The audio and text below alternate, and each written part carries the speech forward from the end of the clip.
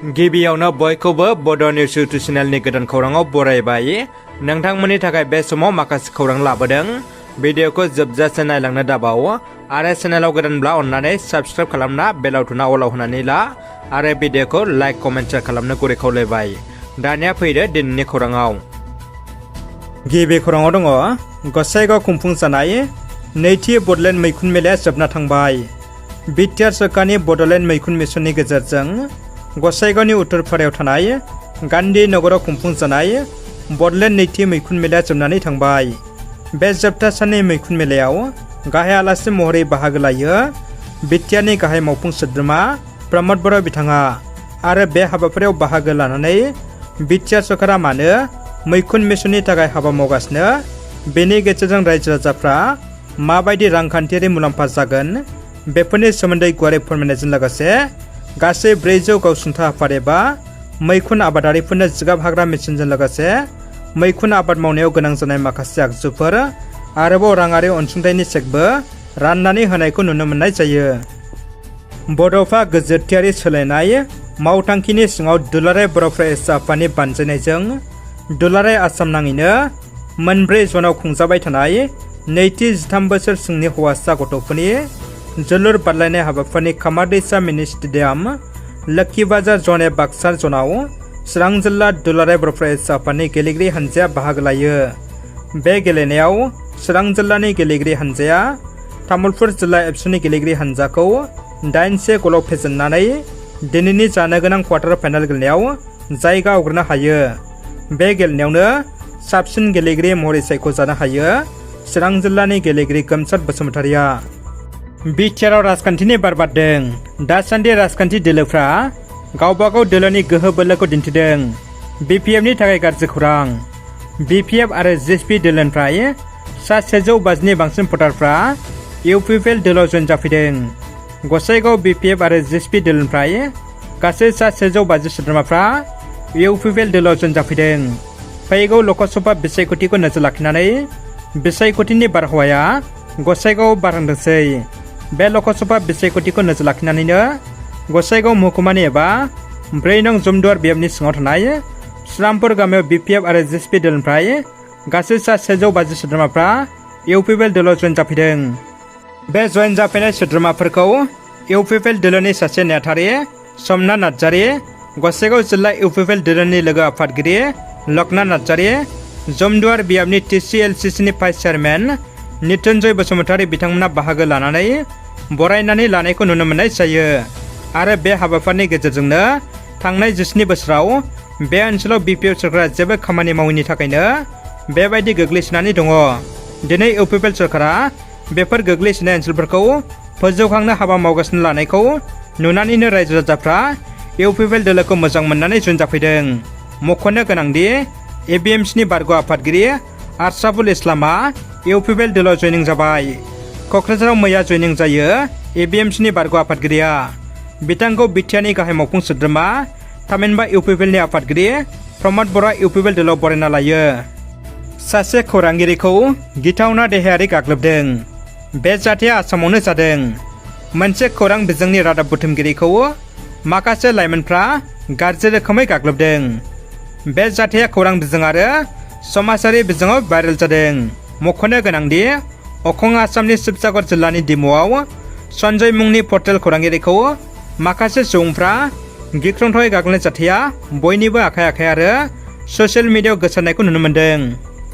आसाम सोनाब बंग सिमा स्रामपुराव गोबां बिबांनि जौ हमनो हादों। गसाइगाव महकुमानि सिङाव थानाय आसाम बंग सिमानि स्रामपुराव फिन आरोबाव सिमुलटापु पुलिसा 30 नं राजा लामायाव सिग्रोमनायाव गंसे ट्राकनिफ्राय गोबां कार्टन जौ हमनो मोनो।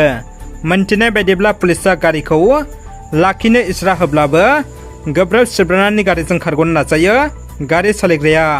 नाथाय सिमुलटापु पुलिसा उन होसोनानै गारिखौ हमनो मोनो। नाथाय गारि सालायग्राया खारग'यो। लोगो सालायग्रा भास्कर कुमारखौ पुलिसा खायो।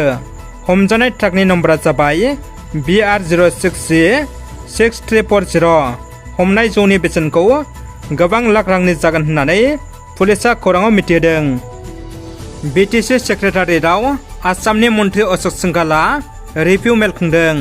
हाबाफारियाव बाहागो लायो बिटियारनि गाहाय खुंगिरि प्रमद बर', लेङाइ गाहाय खुंगिरि गबिन्द चन्द्र बसुमतारी, मावफुं सोद्रोमा रन्जित बसुमतारीजों लोगोसे गुबुन गुबुन बिफाननि मावफुं सोद्रोमा आरो क'क्राझार जिल्लानि जिल्ला बेंगिरि प्रदीप कुमार देबिदि बिथांमोना। उदालगुरिजों लोगोसे बिटिआरनि गोजोनथाव खौरां।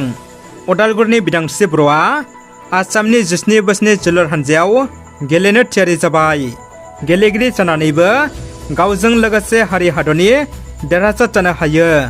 उदालगुरि जिल्लानि पानेरि खोला गेजेरकुसि गामिनि बिदांस्रि बर'आ बिटिआरनिफ्राय मोजां मिजिं लाना फुटबल गेलेनो आसामनि जानानै जयपुराव दावबायबाय। उदालगुरि जिल्लानि खोला गेजेरकुसि गामिनि गाबख्राव बर'नि फिसाजो बिदांस्रि बर'आ आसामनि आन्डार 17 आइजो फुटबल हानजायाव सायख'जाबाय। बिथाङा आसामनि हानजाजों जयपुराव दावबायबाय।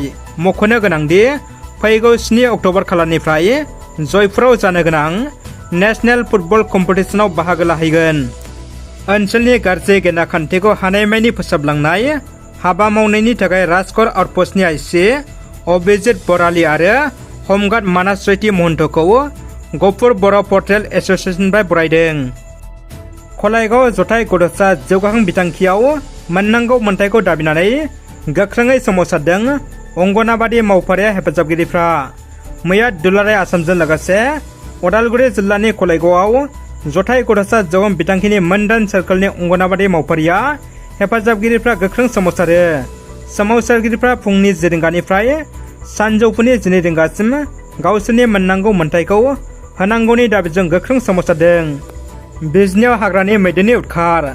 बिजनि अक्सिगुरि सा बलामगुरि आरो फरायसालि हाग्रानि मैदेरा आबादारिनि आबाद जानायजों लोगोसे न' बां सिलिंखार खालामदों। चिरां जिल्ला बिजनि महकुमानि सिङाव थानाय अक्सिगुरि अरांपारा सा बलामगुरि आरो फरायसालि हाग्रानि मैदेरनि उदखार। जाग्रा आदार नागिरनानै हाग्रानिफ्राय ओंखारबोनाय मैदेरनि फालोआ 3 अक्ट'बर मंगलबारनि हराव अक्सिगुरि अरांपारायाव फैना बिद्या मालिकनि फ्राय 2 बिगासो माइनि आबाद फोथारखौ सिलिंखार खालामनायनि लोगोसे ओनसोलनि माखासे आबादारिफोरनि माइ आबादखौ जानानै सिलिंखार खालामलाङो। बेनि अनगायैबो ओनसोलनि गंद' नखरफोरनि न' बां माइ बाख्रि सिफायनानै माइ माइरं जालाङो हाग्रानि मैदेर फालोआ। बेराफारसे फरायसालियाव साहेरा खातुन मुंनि सासे 70 बोसोर बैसोनि सासे रान्दि आइजोनि PMAY न'नि पाक्कानि इन्जुरखौ सिफायलाङो। जाथाय थिलियाव चिरां जिल्ला आम आदमि पार्टीनि मोनसे हानजाया थांनानै खौरां लाहैनायजों लोगोसे खहा खालामलांजानाय नखरफोरनि खहा सुफुंनानै होनो थाखाय सोरखारखौ खावलायो। तामुलपुरनि सिसाफानि गोजौ फरायसालियाव थाखो 9 आव फरायनाय फरायसाफोरनो बेसेन नाङै साइकेल रानदों। आसाम सोरखारनिफ्राय थाखो 9 आव फरायनाय फरायसाफोरनो फरायसालिसिम थांलाय फैलाय खालामनायाव जेंना जानाय थासारिखौ फोजोबस्रांनो थाखाय मोनफ्रोमबो फरायसालियावनो साइकेल राननाय हाबाफारिखौ मावफुंदों। दिनैबो तामुलपुर जिल्लानि सिसाफानि गोजौ फरायसालियाव थाखो 9 आव फरायनाय गासै सा 76 फरायसाफोरनो बेसेन नाङै साइकेल राननाय हाबाफारि लादों। बे साइकेल राननाय हाबाफारियाव गाहाय आलासि महरै बाहागो लादों 52 नं तामुलपुर बिधानसभा बियाबनि MLA जलेन दैमारिया। साइकेल राननाय हाबाफारिखौ बेखेवना होयो MLA जलेन दैमारि बिथाङा। बे हाबाफारियावनो बाहागो लाबावदों 3 नं सोनाब कुमारिकाटा PCTCनि चेयारमेन रुपेन राजा बर'जों लोगोसे फरायसालि सामलाय आफादनि लेङाइ आफादगिरि देरहासार नार्जारजों लोगोसे फरायसालिनि फोरोंगिरि बिथांमोना। दानिया फैदो जोबथा खौराङाव।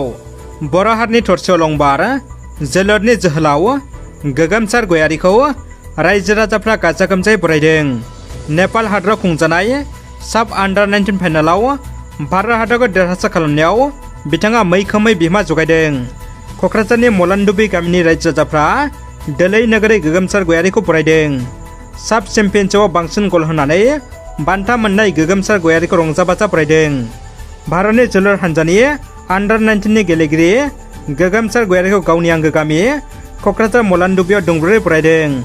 नेपालनि काठमान्डुआव खुंफुंजानाय साब 2023 जोलुर बादायनायाव पाकिस्तानखौ 3-0 गलाव फेजेननो हादों भारतनि आन्डार 19 जोलुर हानजाया। बेनिनो बिथाङा सासे गोख्रों गेलेगिरि।